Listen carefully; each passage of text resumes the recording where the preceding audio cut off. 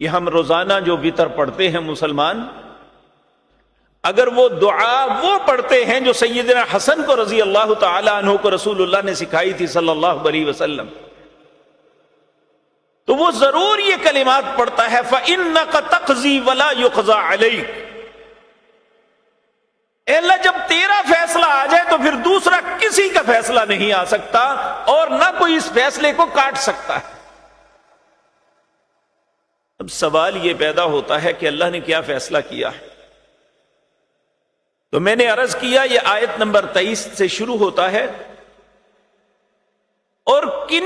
کئی آیات میں اللہ نے اپنا حکم صادر فرمایا۔ وَقَضَى رَبُّكَ، اللہ نے کتنے پیارے انداز میں تیرے رب نے فیصلہ کیا، یعنی تیرے میں میں بھی آتا ہوں، آپ بھی آتے ہیں، کیونکہ اللہ سب سے بڑے ہیں، اس لیے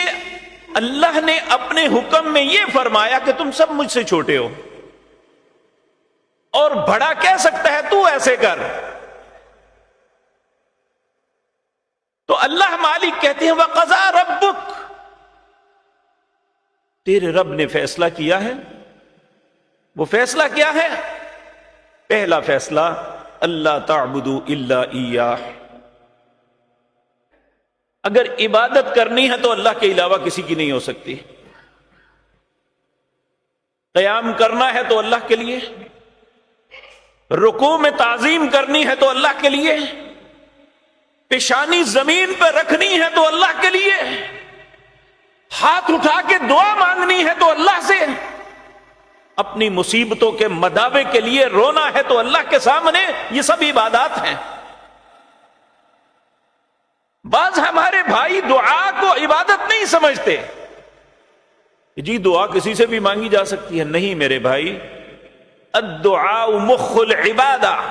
جتنی عبادتیں انسان کرتا ہے سب عبادتوں کا مغز جو ہے، اصل جو ہے وہ دعا ہے۔ الدعاء هو العبادہ، ایک حدیث میں رسول اللہ نے فرمایا دعا ہوتی ہی عبادت ہے۔ اور جو شخص